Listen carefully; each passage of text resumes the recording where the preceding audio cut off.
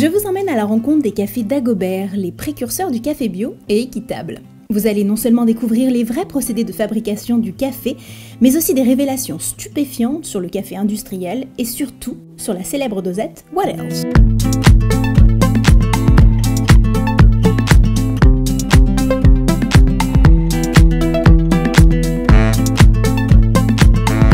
Nous voici dans l'Ain, à Sainte-Olive. En 2001, David, alors âgé de 22 ans, a donné naissance au café Dagobert. Malgré l'insuccès du bio à cette époque, David campe sur ses convictions et se lance dans une production respectueuse de la nature. Il nous raconte son parcours. Quand j'allais proposer mon café bio à un magasin bio, il n'y avait pas de souci. Quand j'allais proposer mon café bio à un restaurateur, je ne lui disais même pas qu'il était bio. J'étais face à une clientèle pas forcément convaincue, qu'il fallait convaincre en permanence et convaincre de ses choix. Il y a un moment donné où c'est compliqué. Aujourd'hui, par contre, ils y sont sensibles. Il y a 15 ans en arrière, les restaurateurs, le bio, ils ne savaient pas forcément ce que c'était, ne voulaient pas forcément en entendre parler et ils n'étaient pas convaincus. On a été certifié 100% bio en 2007. On avait déjà à l'époque une dizaine de provenances et j'ai voulu me faire certifier en bio uniquement à partir du moment où j'étais 100%. Après, on a été certifié équitable sur plein de filières, de types de labels différents.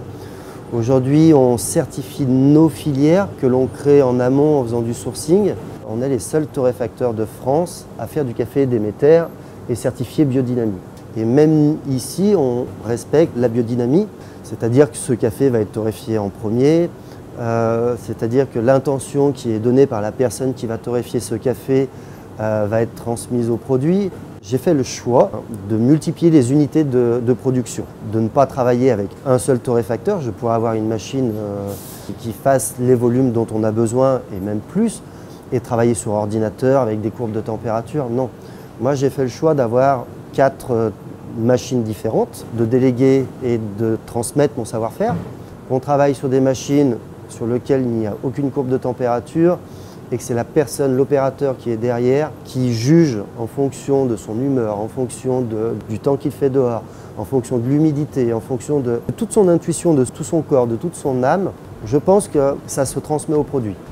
Ce produit justement, David le sélectionne auprès de producteurs qui assurent une qualité premium constante et qui offrent par-dessus tout une traçabilité parfaite. David travaille ainsi avec des cafés de récolte, des cafés de spécialité. Une autre particularité chez David, c'est la fraîcheur de son café. Il refuse d'avoir du stock, le café est donc torréfié et conditionné chaque jour en fonction des commandes. Mais face à cette chaîne de production 100% naturelle, le consommateur du café industriel a souvent du mal à s'y convertir. En effet, les dictats de la grande distribution ont lobotomisé nos estomacs. David en donne un exemple. Il y a quelques années, je travaillais avec un groupe, une grande enseigne en bio, qui me disait « David, je n'aime pas ton café. Il est trop clair, il est trop acide, je n'aime pas, mais j'en vends. » Ça, c'était il y a 15 ans.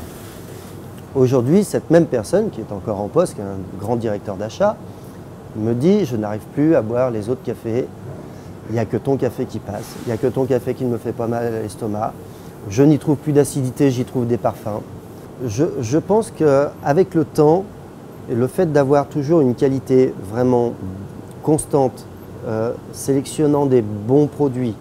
Ici, il n'y a pas de torréfaction prononcée, pas de torréfaction dite à l'italienne, pas d'amertume dans nos cafés. On travaille surtout avec les parfums et sur la fraîcheur du produit.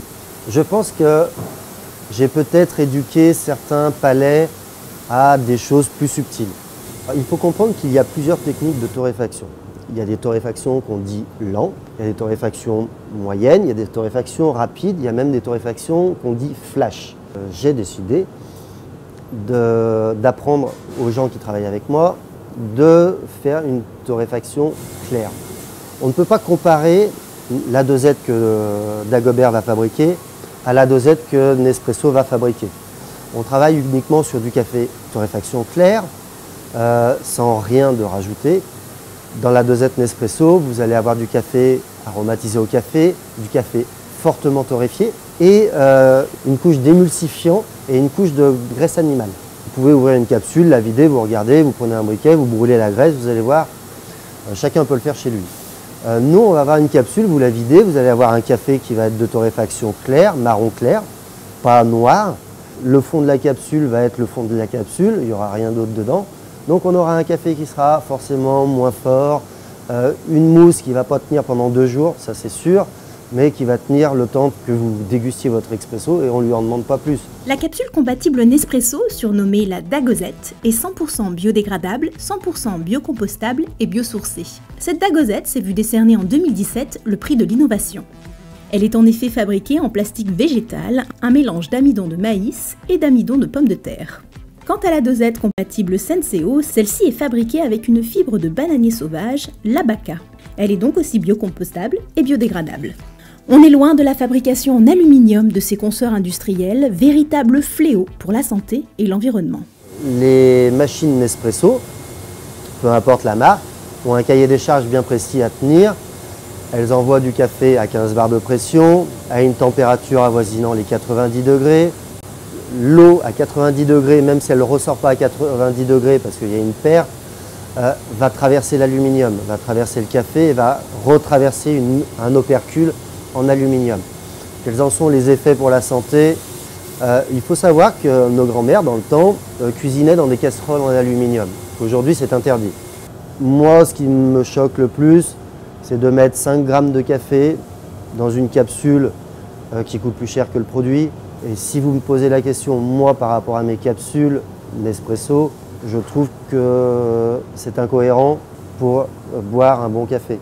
Un bon café doit avoir minimum 7 grammes, 8 grammes de café pour faire un bon expresso, que ce soit dans une cafetière Senseo ou Nespresso. Et la capsule Nespresso, même si les boutiques les recyclent aujourd'hui, pas les recyclent, les récupèrent, elles sont envoyées dans des grands dépôts, broyées, et encore aujourd'hui, rien n'en est fait.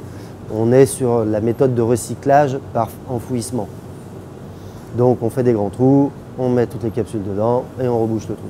Moi, le dernier rapport que j'avais lu portait là-dessus, portait sur l'enfouissement des capsules Nespresso. Après, je considère que pour une entreprise qui fait des milliards de chiffre d'affaires, devrait avoir des crédits, parce qu'ils en ont des crédits de recherche et développement, pour recycler leurs capsules et avoir un produit, même s'il n'est pas parfait, au moins lui donner une seconde vie. Même moi ici, on est dans un programme de donner une seconde vie au produit. On est par exemple en train de mettre en place un système de récupération du marc à café chez les particuliers ou chez les restaurateurs pour aller le mélanger à des copeaux de bois pour faire des granules de bois qui tiennent plus longtemps en calories. Mais moi, je suis en train d'essayer de donner une deuxième vie au marc de café. Le combat de David est payant. Cette année, il remporte le prix du meilleur produit bio 2019. Et pour appuyer encore plus son respect pour l'environnement, en 2020, les Cafés Dagobert sera la première entreprise en France à produire une capsule biocompostable en moins de 3 mois. En attendant, retrouvez toute la gamme des Cafés Dagobert sur bio-télé.com et soutenez les valeurs des acteurs du changement. On n'est pas là pour capitaliser, pour distribuer des dividendes à des actionnaires. On est là pour redistribuer les valeurs entre tous et investir pour que le monde soit meilleur. On ne cherche pas la rentabilité, on ne cherche pas à être présent sur un marché, on cherche à avoir une cohérence. Je ne vais pas faire quelque chose qui n'est pas dans la cohérence dans laquelle je suis. Donc qui respecte l'environnement, qui respecte le social, qui respecte l'écologie. Si ces 3 maillons ne sont pas liés, j'ai l'impression d'être incohérent. Et la cohérence fait mon point fort.